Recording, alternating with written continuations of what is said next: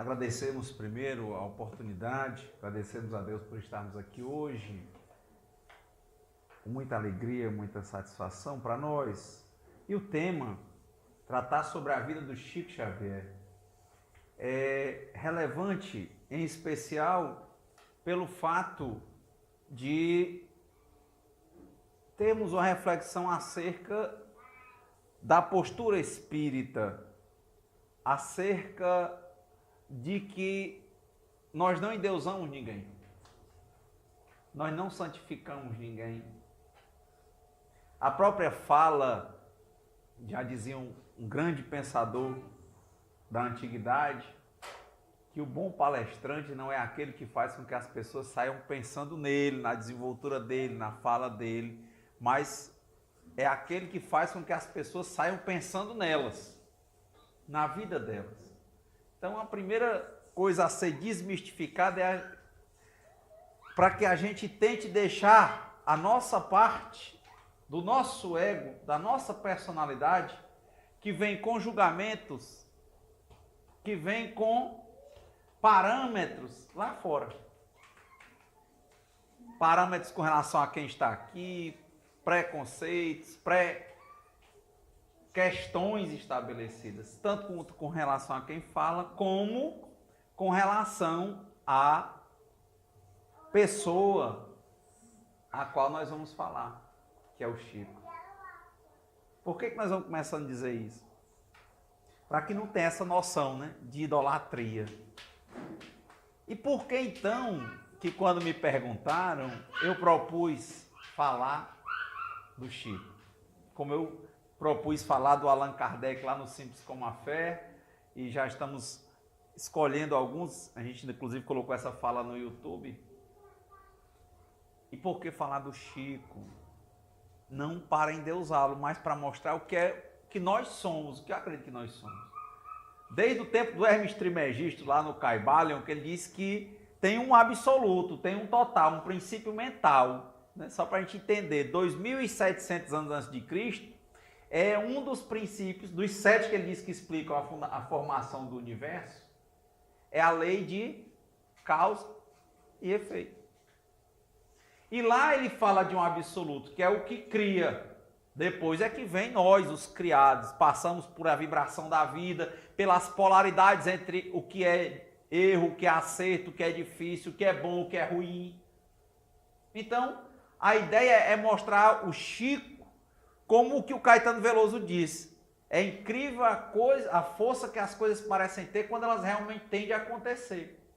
Porque ele passar por tantas dificuldades na vida e conseguir levar uma obra que, conforme uma das biografias, hoje eu estou tomando como base essa, 100 anos de Chico Xavier, Fenômeno Humano e Mediúnico, do Carlos Bacelli, que trabalhou com ele muito tempo, que é contemporâneo lá de Uberaba. Então ele diz que o Chico, quando desencarnou, deixou 412 livros publicados. E quando a gente vem dizer a dificuldade, porque eu acredito que todo trabalhador e trabalhadora aqui tem as dificuldades. E as maiores dificuldades não são dificuldades de tempo, não são dificuldades financeiras. As dificuldades que nós temos são conosco. Dizia o Buda, grande não é o homem que vence o exército, mas aquele que vence a si próprio. Aí é a dificuldade da gente vencer e conseguir não aleijar o espírito, mas se compreender. E a gente não consegue se compreender se a gente não se observar com imparcialidade, sem nos julgarmos nem nos condenarmos. Porque quando eu nego uma parte minha, essa parte se fortalece. Quando eu acolho ela, mas fortaleço o outro polo, essa parte cai. Ela se transforma. E o Chico era muito consciente disso. Tanto que eu trouxe, para começar, uma fala que ele coloca aqui. O Bacelli foi juntando frases que ele costumava falar. E tem uma que era uma das questões mais fortes dos espíritas para com o Chico. Porque ele recebeu títulos de honoris causa em vários estados, em vários municípios, inclusive no estado do Ceará, que ele não veio buscar. Porque era um conflito muito grande. Porque diziam, será que não é a tua vaidade, Chico?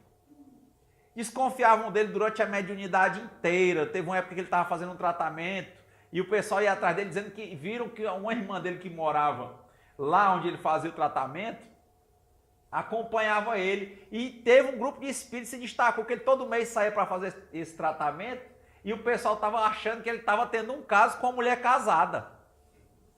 Pasme. E até que uma hora acercaram, o pessoal foi indo e observando, até que acercaram. Chico, olha, como é que está acontecendo? Ele foi dizer, isso é minha irmã. Disse, não, não pode, você não deve fazer isso, nós vamos lhe acompanhar para você não pecar. Ué. Ele disse, pois vamos, vocês tiram o encargo da minha irmã, porque ela é casada e tem a família dela e está deixando tudo para me acompanhar. Agora, já que vocês querem me acompanhar, então pronto, todo mês agora vocês me trazem. Você vê, ele passava por pequenas coisas assim. Teve um conflito grande com o Divaldo, teve conflito com o Valdo Vieira, que era o braço direito dele por 10 anos, fora os problemas de saúde. Teve que sair lá da comunidade espírita cristã para montar o Centro Espírita da Prece. Não é mediunidade fácil não, trabalhando. Só foi ser servidor em 1935.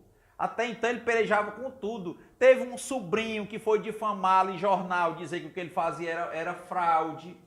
Teve momentos em que ele estava fazendo, por exemplo, materializações que os próprios espíritos, né, a espiritualidade diz que ele encerrasse com aquilo, porque muitas pessoas estavam indo pela questão do fenômeno e não da emancipação ou evolução espiritual. Tudo isso era dificuldade para o Chico. Então, o que eu acho interessante de ver é isso, não é esse endeusado, não é só esse cidadão, o grande, maior brasileiro de todos os tempos, não é aquele Chico que sabia responder, que tinha aquela simplicidade, aquela humildade de ser que era natural dele, ele respondia a alguém sem deixar a pessoa no chão. Mas ainda assim ele tinha as dificuldades, por isso que eu começo com essa reflexão, frase do Chico. Ele disse assim, sabe Deus como me dói o mandato mediúnico, e dói-me porque me veste de penas de pavão, escondendo as minhas feridas. Esse é o Chico que não se fala, mas que é o Chico que deixou essa obra maravilhosa. Eu tenho feito leitura desses textos antigos, né, o Caibalion e vários outros, porque o próprio Livro dos Espíritos e o livro O Céu e o Inferno e a doutrina constantemente, o Kardec falava que a gente lesse tudo. O Espiritismo não é de separação, ele é de convergência. Se leia, reflita e veja o que é. Impressionantemente, os textos que eu leio do Espiritismo e leio das doutrinas mais antigas, mesmo o próprio Buda, 600 anos antes de Cristo, o Lao Tse, também por volta de 600 anos de Cristo, um Hermes Trismegisto no Egito, 2.700, aí a gente vê a convergência, o Espiritismo todinho convergente, você lendo os textos e vendo a convergência, lendo os textos e vendo a convergência. Quer dizer, era muita segurança dos espíritos falando aquilo para o Kardec, em 1855, 56, 57, para ele sair com aquele livro. E você pega a obra do Chico, impressionantemente traz as mesmas questões. E viemos para cá, e o companheiro que fez a prece inicial traz a discussão de quê? Exatamente da vaidade. Um dos padres aí da literatura, na época do quinhentismo, do barroco, ele dizia, né? Qual é a diferença entre os mortos e os vivos? Ele dizia, os vivos são pó que anda, os mortos são pó que jaz. Sermão da quarta-feira de cinza. Os vivos são pó com vento, por isso tem vaidade. E os mortos são pó sem vento, por isso sem vaidade. Está falando do corpo. Porque para o Chico, ele fala que a mediunidade, ele diz, estamos numa doutrina que nem a morte pode nos privar do dever a cumprir. Era esse homem passando por essas dificuldades, com um disciplinamento pelo mentor espiritual Emmanuel, que o Chico, aos 80 anos de idade, olhou, parou, refletindo e disse, percebo que estou velho, mas o Senhor ainda me trata com tanto rigor. E o Emmanuel respondeu para ele, Chico, às vezes, na última volta do caminho, é que vem os maiores desafios. É muito forte. Ele só foi morrer com 92, ainda tinha 12 anos de estrada. Você pensa, 12 anos, muita coisa, é? Pouca coisa, é? Porque toda a obra do Kardec, do dia que ele conheceu o Espiritismo ao dia que ele desencarnou, só deu 14 anos. Do dia que ele foi à primeira mesa, e o Chico com 80 querendo descansar, ele disse, calma Chico, na última volta tem os maiores desafios, agora é que começa o negócio. Porque nós somos como árvores. Quanto mais dificuldades nós temos, se for de água, nossas raízes crescem. Quando as raízes crescem, nós temos mais dificuldade de cair. Se for de sol, nosso tronco tem que enlarguecer para que a gente aumente e não quebre. Também a gente se fortalece. E não pode parar nem um dia. Isso é forte para tratar do Chico. Para ele chegar e dizer, sabe Deus como me dói o mandato mediúnico. O homem com 412 livros publicados até o dia de desencarnar. Não é fácil. Não é não. E dói-me, olha o que é que doía mais. Era escrever?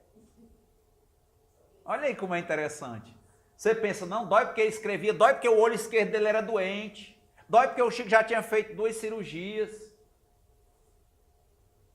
dói porque muitas vezes ele estava fazendo quase por obrigação, foi um dos motivos que ele saiu da comunidade espírita cristã, porque começou a ter necessidade, houve um rompimento, uma briga com a editora, e eles criaram uma editora lá, e aí tinha dificuldade para produzir, para manter aquilo, tinha que sair no mínimo uma obra por ano, tá igual o Roberto Carlos, tinha que fazer um disco todo ano. E os espíritos ajudavam, mas ele dizia, mas não é para ser assim, é para ser algo natural. Aí ele foi, mudou de centro. Isso ninguém fala. As dificuldades para ele se tornar um Chico, um homem com dificuldades. E ele diz, de novo, é interessante a gente guardar isso, porque é frases que a gente não costuma ouvir. Sabe Deus como me dói o mandato mediúnico, e dói-me porque me veste de penas de pavão, escondendo as minhas feridas. Porque um homem que amava, que tinha desejos, que tinha dificuldades, que tinha família, que cuidava de pessoas que não aceitavam o trabalho dele. Tem um videozinho pequeno que ele deixou falando sobre o amor. Ele diz, amar é o maior mandamento. Porque falar dessa questão do amor é tão forte, porque amar é algo que não pode exigir sequer a compreensão do outro. Olha aí, ele trabalhava junto com esse sobrinho, depois o sobrinho vai, se apaixona por uma moça, teve uma questão inteira desse sobrinho, e ele vai lá difamar o Chico em cadeia nacional, nos jornais. E ele continuar amando o sobrinho. Então, realmente impressiona, as dificuldades impressionam, as dificuldades pelas quais o Chico passou. E seguindo já um certo roteiro, porque a gente veio aqui para fazer essa reflexão e ver um pouco da vida do Chico, ele nasce em 2 de abril de 1910. E ele vai desencarnar em 30 de junho de 2002, com 92 anos. Mas é interessante, esse meninozinho nascido em 1910, para quem já foi a Pedro Leopoldo, eu tive a oportunidade de visitar Pedro Leopoldo e de visitar Uberaba. Pedro Leopoldo até hoje é muito pequena mesmo, né? E o Chico imagina naquele tempo, porque no dia 29 de setembro de 1915, o Chico tinha há pouco tempo completado 5 anos de idade. Morre a mãe dele, Maria João de Deus. E era uma mulher jovem de 34 anos e já tinha 9 filhos.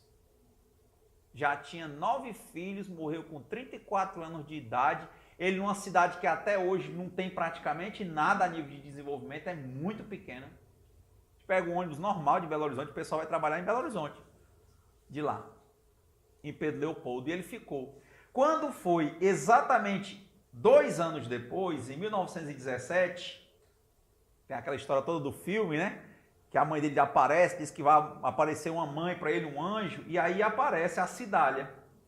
O João Cândido casa com a Cidália 2 anos depois, ou seja, quando o Chico conhece a Cidália, ele está com 7 anos de idade. Era o Chico que até então estava apanhando todo dia e lambendo as feridas do primo, e passando necessidade e aguentando nos fins de tarde indo escutar a mãe. Tudo lá em Pedro Leopoldo. Eu achei esse ponto interessante porque ele é de uma formação católica, ele nasceu lá onde é o Centro Espírita Luiz Gonzaga, lá em Pedro Leopoldo, é a casa dele. A senhora falou aqui hoje, né, que tem um cantinho aí do pessoal que faz pasto, tá no lugarzinho. Lá a salinha de pasto tem um filtrozinho com água, é o quartinho onde o Chico nasceu, um quartinho meio pequenininho.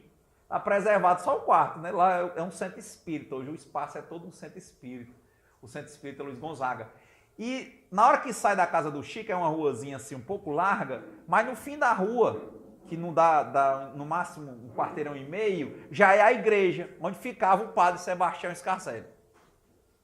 Então todo dia eles iam para a missa. Era normal, é muito perto, muito perto.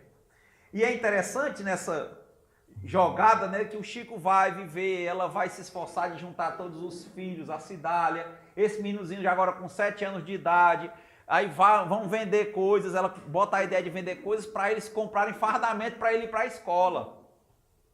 E o Chico, muito católico, ele não iria para essa questão espírita, ele não ia de forma nenhuma. Só que aconteceu um fato interessante, né? Um ano muito marcante para o Chico é o ano de 1927.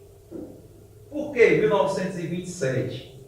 Porque é o ano em que o Chico, 1927, ele está com quantos anos? 17 anos. É o ano que o Chico conhece o Espiritismo. Como é que ele conheceu o Espiritismo?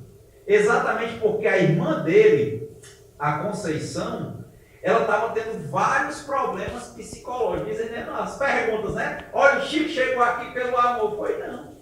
O pessoal não disse que chega ao Espiritismo pelo amor, pela dor, pois o Chico chegou pela dor. A dor da irmã, que tinha problemas seríssimos.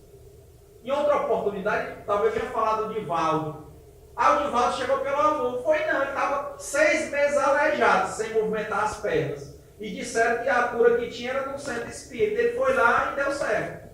Como ele estava com medo de voltar a ficar aleijado, a moça voltou, saiu de feira e voltou para Salvador e levou. E o Divaldo foi. Ele disse, eu vou ficar aqui, eu vou ficar aleijado, eu vou andar com ela. Quer dizer, toda uma ideia que não desmerece, mas que fortalece o nome do Chico.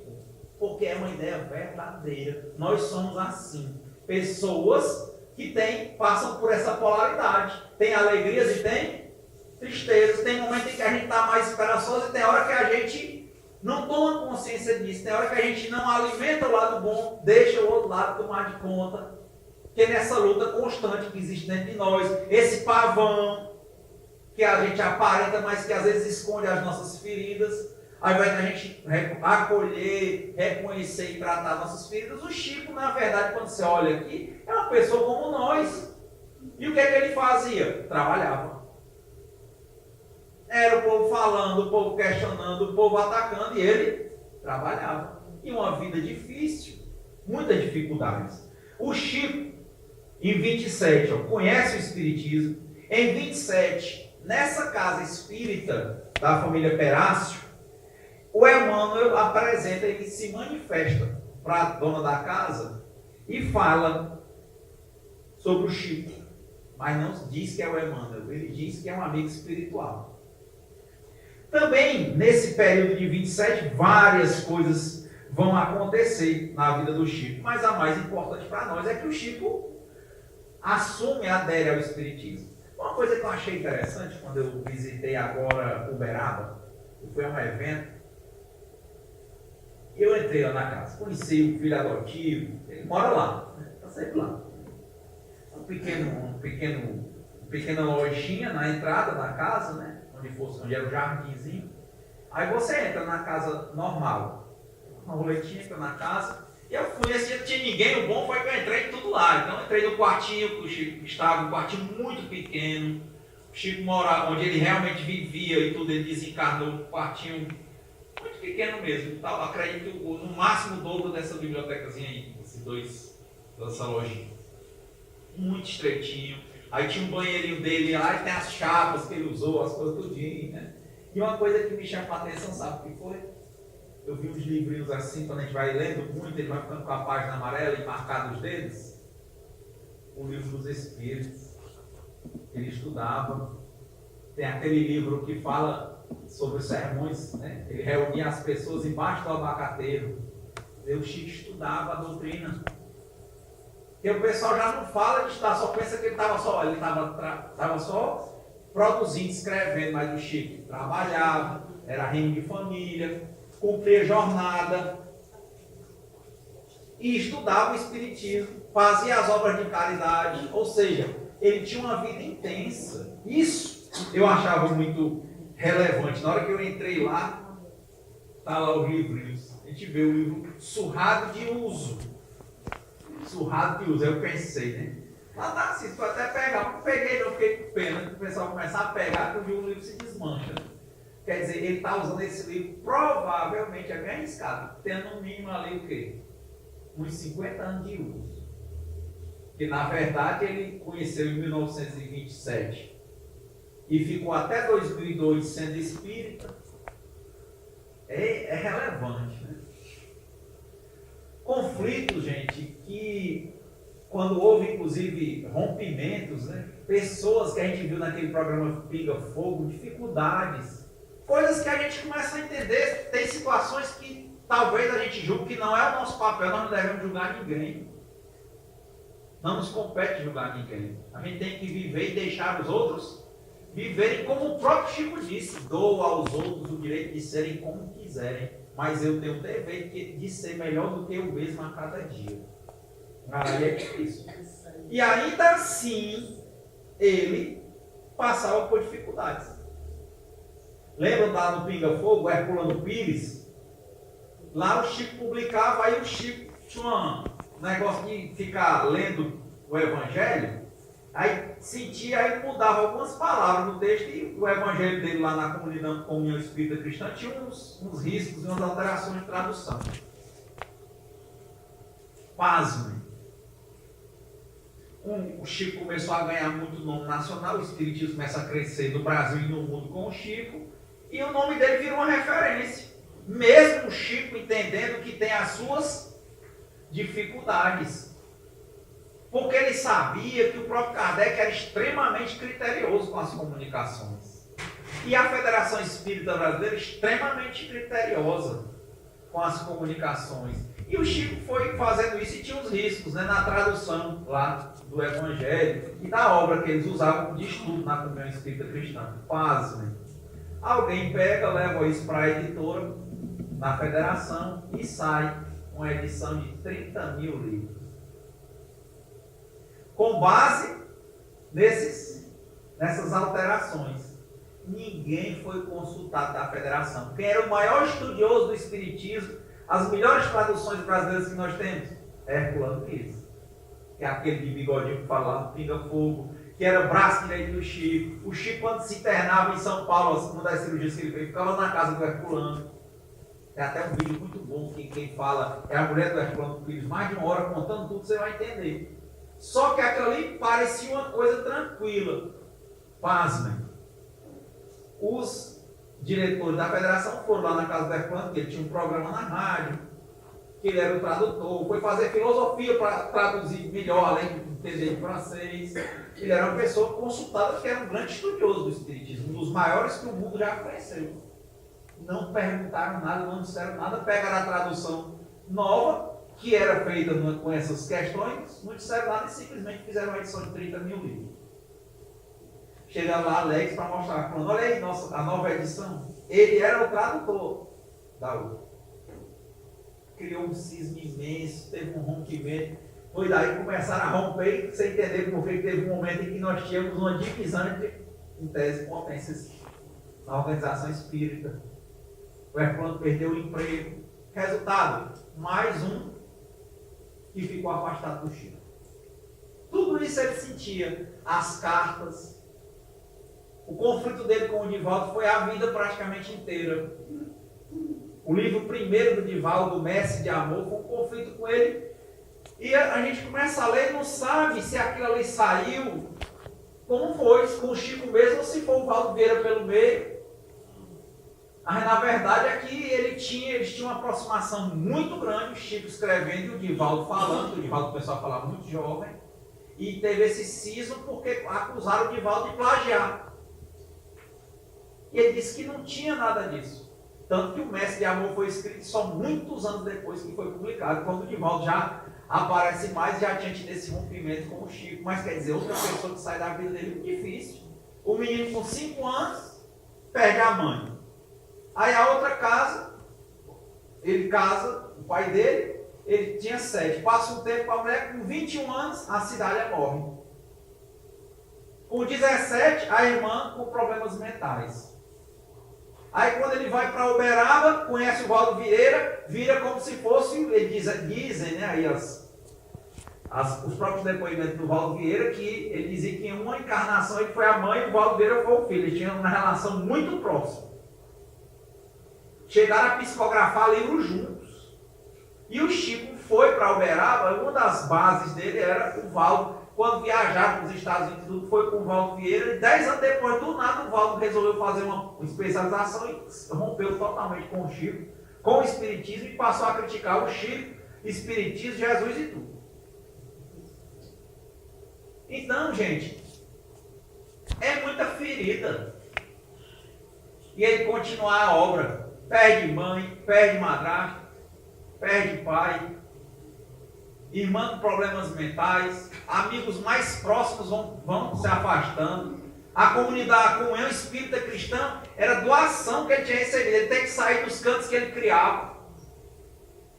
Uma vida de dificuldade. As pessoas dizem assim, olha, disseram para o Chico, foi, lembra? Disciplina e disciplina. Na verdade, não sei porquê, mas o pessoal fala a frase só a metade. Quando Emmanuel aparece para o Chico, isso é em 1931, ele fala para o Chico sobre a obrigação, né, o compromisso, Léo falando, a responsabilidade, os desígnios, a programação que havia para o Chico. E o Chico teme, será? Porque ele era um menino. 31 tinha 21 anos. Ele disse, será que eu consigo? Eles conseguem. Mas eu sou tão fraco. Ele disse, não é você e você não está só. Disse, então o que é que eu tenho que fazer? Ele disse, você topa? Topa. O que é que eu tenho que fazer? Ele disse 3 coisas. Se eu fosse perguntar aqui, vocês iam dizer, quais eram? Disciplina e trabalho. Olha. E a gente conhece muito a disciplina e disciplina. Ele diz assim, estuda. Olha o livrinho que eu vi lá. Trabalha e se esforça no bem. Ele diz, mas será que eu consigo?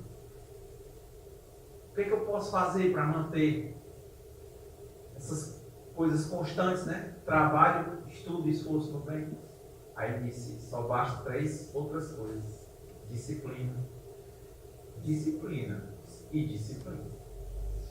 Mas é impressionante, a gente só lembra da disciplina, não lembra que tem que estudar, trabalhar e se esforçar no bem. Por quê? Porque como o Chico começou, eu tenho feridas, que essa minha mediunidade, que no modelo da minha, eu apareço, não é assim? Aparece o pavão e as pessoas pensam que eu não tenho feridas, eu tenho. Pensam que o mistério mediúnico não tem feridas, mas está colocando uma briga de Divaldo e Chico, duas pessoas que nós admiramos demais na doutrina, não é isso? Você pegar o livro da vida do Kardec, hoje eu tive a honra de pegar aqui o livro da esposa do Kardec. Em breve, quem sabe, a gente não fala dela. E você vai ver muitas pessoas rompendo na sociedade espírita parisiense. Tem uma frase, perguntam ao Kardec se ele não vai atrás do pessoal que se afasta. Ele disse, o meu papel é trabalhar, eu estou aqui trabalhando. Eu não tenho tempo de estar atrás das pessoas que têm o tempo delas. Uma frase bem clara, o Kardec diz, eu trabalho. E o Kardec era uma máquina. Porque fazer 100 livros no começo, né? Porque tem os 5 que a gente conhece básicos e o que é o Espiritismo. Fazer aquela revista por 14 anos, praticamente, né? São 10 anos, todo mês.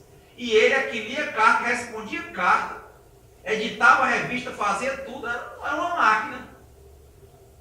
Ele disse, eu não tenho tempo de estar indo atrás não. Deixa as pessoas fazerem como elas quiserem. Quem quiser vir para cá, eu estou aqui, no meu trabalho. Não é que eu sou importante, mais importante, menos importante. Eu faço o meu trabalho e o Chico também. Baixava a cabecinha dele. Ele diz, quantas vezes a gente vê nos depoimentos, quando ele fala que ele chorava. Tem uma carta, gente, linda. Uma carta quando ele recebeu um desses títulos honoris causa nesse livro aqui. Linda, o Chico falando, o tom dele de humildade. Tão forte. Mas é uma humildade que a gente sente. Não é que ele dizia que era humilde, porque ele constantemente falava. Mas porque ele já era tão disciplinado, tão compreensivo, tão trabalhador, ele não tinha tanto tempo para isso. Porque quando ele parava de trabalhar, ele tinha as dores dele. Por exemplo, tinha uma doença nos olhos que ele nunca curou. E que latejava. Profundamente. Né? Era tão engraçado o Chico que fazia psicografia no tempo que ele não tinha condições, ou menos condições, né? Ele psicografava em folhas com lápis. Por quê? Porque depois ele mesmo datilografava e ele pegava uma borracha e apagava as folhas para usar de novo. Grande parte desses livros que a gente está lendo aí foi feito assim. Ele trabalhava o dia inteiro, nas horas de almoço, e depois chegava, tomava um chazinho à tarde, um café, e depois ia trabalhar. Quando não ia para as sessões mediúnicas. O Chico, já bem pertinho de desencarnar, na semana do desencarne, o Chico já tinha ido para o Centro Espírita da Prece. Ele nunca abandonou. Impressionante. Trabalho. Depoimento de dinheiro. Grande parte dos centros espíritas do Brasil foram todas doações para o Chico. Ele pegava e dava. A pessoa mandava um terreno, terreno aqui para você. Ele dizia que pegava e dava. Depois você quer para a obra, tá. Carro. Dinheiro chegava pelo correio. Quem já viu pessoas contando, dizia, rapaz, eu já sabia. Todo dia ele passava na frente do correio, sempre tinha carta para ele. Lembra naquele tempo não tinha internet nem WhatsApp, ele respondia tudo praticamente. Como eu falei, o Chico morreu aos 92 anos, morava numa casa que talvez o que dê é um lote, todo de 10 por 20, 10 por 30. A casa toda é isso. No máximo ali vamos pensar um lote normal, 12 por 30. É isso a casa dele. E o quartinho dele era casa, jardinada, com as laterais, né, os corredores laterais e tal. E o quartinho dele, com 92 anos, o Chico Xavier era um quartinho muito pequeno. Muito pequeno. E foi adaptado no banheiro, já pertinho da cozinha que era fora ali. Então, quer dizer, esse tipo de trabalho, esse tipo de reflexão, quando eu fui lendo, eu lia devagar, eu pensava, dizia, poxa, né, a gente tem um hábito, um mau hábito de querer endeusar os outros. E falar isso é nem endeusar, nem não endeusar, é entender que todos nós somos seres humanos. Na categorização do Livro dos Espíritos, nós nem somos perfeitos, nem somos puros, nem somos bons, nós somos espíritos imperfeitos. E não tem diferença aqui. De regra, aqui é provas e expiações. Pronto, qual é a diferença de um para o outro aqui? Nenhuma. Salvo a responsabilidade que cada um assume. O modo que a gente enfrenta as coisas da vida.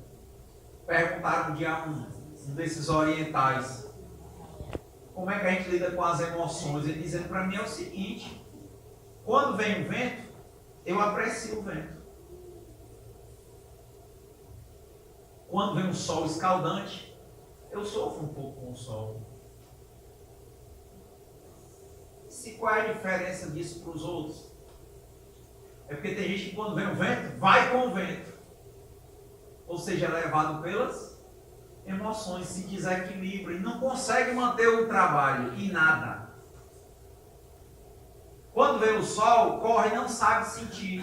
Mesma coisa. Perguntaram ao Chico o que ele falava de Krishna e Buda. Ele perguntou ao Emmanuel, eu tenho nesse livro. Ele perguntou. Ele diz assim: olha, o Emmanuel diz que a gente não tem condições de entender adequadamente a hierarquia, o funcionamento no plano dos espíritos. Mas eles também são espíritos que hoje, nesse planeta, estão junto com o trabalho que tem como governante espiritual o planeta. Quem é? Jesus. Interessantíssimo ele falar. E essas reflexões que perguntaram como é e tal, ele respondia, não fugia, não se separava, porque o Espiritismo é de convergência, não de divergência. Apesar da gente, no nosso trabalho, termos de enfrentar divergência. É a mesma coisa. Quando perguntaram ao Buda a mesma coisa, né? Como é que o senhor faz para ser assim? Para mim é assim, quando eu ando, quando eu como. E aí, o que está diferente? É a gente. É um Chico da vida. Aparecer a morte da mãe e ele conseguir enfrentar. Ter que ir para a casa da madrinha, que não era boa com ele conseguir enfrentar. A mãe dele dizer, confiar espiritualmente que Deus ia mandar um anjo ver a cidade e ele soube viver com a cidade, ele soube ser parceiro. Quando ela morreu, ele soube manter a família, soube ser empregado de bar, soube ser empregado de armazém, soube ser servidor público. Trabalhou até se aposentar, na época do Juscelino Kubitschek. Então é interessante, quando vinha a comida para ele comer, ele comia. Não adianta ficar só chorando, apesar de vez por outra ele dizer que sentou no parapeito da casa dele para chorar. Chorava como uma criança, mas depois enxugava as lágrimas e continuava. Não é interessante? Mas pouco se vê falando nisso. Por quê? Porque a gente gosta de ver uma mídia que a gente quer pensar em santo. Sabe para que a gente quer pensar em santo? Para a gente dizer que os outros podem e a gente não pode. Para quê? Para a gente não assumir a responsabilidade. Porque, como diz o Krishnamurti, a gente quer a respeitabilidade, a gente quer ser mais. Quando a gente tem que ser o que a gente é. Com qualidades e defeitos. Agora, qual é a nossa diferença? Parou demais? É que nós tentamos polarizar, fortalecer as nossas qualidades, mas não podemos negar nossos defeitos. Quantas vezes quem doutrina aqui chega na mediúnica, o Espírito diz: você pensa que eu não sei quem você é? E se eu estou mentindo aqui, eu sou quem eu sou. Agora, qual é a minha diferença enquanto espírita? Eu não me comprazo com o mal. Eu vejo o erro e entendo o erro como uma possibilidade para que eu acerte. E eu recaio quantas vezes for necessário, mas toda a vida eu me levanto. Essa é uma perspectiva. Quando você olha para a vida do Chico, não é isso? Então, o tempo já indo embora, a gente ainda está aqui nos anos 30, né? Não é assim?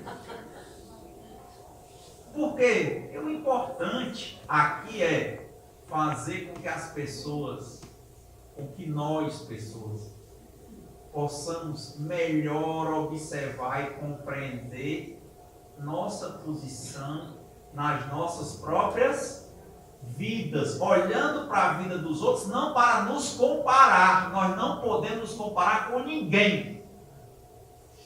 Nem com o Chico, nem com o Kardec, nem com o nosso pai, nem com a nossa mãe. Nós somos nós. E temos a nossa lenda pessoal e as nossas responsabilidades. Então, trazer essa reflexão para cá é para a gente assumir. Por quê? Porque não tem idade, espírito não tem idade. Porque tem gente assim: eu já fiz tudo, eu posso fazer isso, eu estou velho. Olha aí, ó, 80 anos ele disse: o senhor ainda me trata com tanto rigor. Foi o que ele respondeu? Às vezes, na última volta é que vem os maiores desafios. Será que eu consigo? Tanto faz. Quando a gente começa a pensar como espírita, vê que ninguém vê idade, não. O que a gente vê? Trabalho. Ei, mas então eu tenho que polarizar e mostrar o que não presta para o Chico? Não tem o que não presta, as coisas são o que são. e tudo se transforma. Agora, o que conta é o bem que a gente faz. O que fica é o bem. Como aquela música cristã, céus e terras passarão, mas sua palavra, a verdade, ela não muda. Só seguindo, o Chico segue para Uberaba em 1958. Lá ele dá seguimento a essa obra, na frente da casa dele é a Comunhão Espírita Cristã, e no final da rua da casa dele, que foi o último centro, é o Centro Espírita da Prece. Certo? Então, seguindo todas essas situações, o Chico, em 51, tinha feito uma cirurgia de uma hérnia estrangulada, que o pessoal pensa que quando a pessoa assim, parece que o santo não adoece, tinha que ter problema de vista. Essa a gente adoece mesmo. Hã? A gente adoece mesmo. Claro, esse que adoece. Mas não é isso, do jeito que se pinta, um dia uma pessoa está lá que era um anjo. E quando a gente olha os outros como anjo, a gente tem uma danada inclinação para dizer o quê? Ele podia porque ele era anjo. Era o Chico. Por que a gente usa isso? Para fugirmos das nossas responsabilidades. E não é para isso. Por isso que eu pensei em trazer esse tipo de fala, mas fazendo a provocação da nossa responsabilidade. A maior responsabilidade que nós temos é encontrar a verdade, é encontrar Deus. E a gente só encontra isso com o nosso relacionamento com o outro. Porque na hora do relacionamento é que a gente se destempera. É na hora do relacionamento que a gente vê se a gente tem evolução ou não, ou qual é que está a nossa evolução. Porque tem gente que quer se isolar. Então a gente tem que se aproximar, se relacionar, se observar dentro do relacionamento, deixarmos de fugir por qualquer coisa que seja. E aprendermos a quando comermos, quando andarmos, quando vier o vento, nos deliciarmos com o vento, e quando vier o calor, sentirmos o calor. Mas enfrentarmos a nossa vida e o nosso trabalho, tendo percepção, atenção, consciência até quando? Na matéria, até o último dia da nossa encarnação. Como disse o Chico aqui, estamos numa doutrina que nem a morte pode nos privar do dever a cumprir, que é trabalho. Certo? Como só faltam 2 minutos, eu vou encerrar a nossa reflexão, que é uma provocação, também com um trecho do Chico. Em uma das cartas de agradecimento pelos títulos que a ele foram conferidos. Eu, então, estou aqui, agora aos 87 anos. Não estou triste, nem me sinto uma pessoa envelhecida.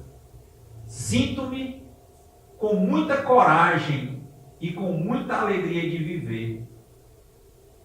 Porque se eu, com a graça de Deus, trabalhei, pela graça de Deus, eu tenho tido todos os socorros de que deles tenho necessidade. Muitos fatos sucederam, mas sempre compreendi que a luta é o clima de quem trabalha e de quem confia em Deus. Muita paz, muito obrigado. Senhor, fazei-me instrumento de vossa paz. Onde houver ódio, que eu leve o amor. onde houver ofensa, Que eu leve o perdão. onde houver discórdia, Que eu leve a união. onde houver dúvida, Que eu leve a fé. onde houver erro, Que eu leve a verdade.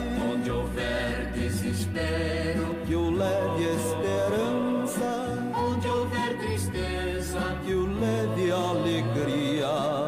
onde houver trevas, Que eu leve a luz. Ó Mestre, fazei que eu procure mais consolar que ser consolado.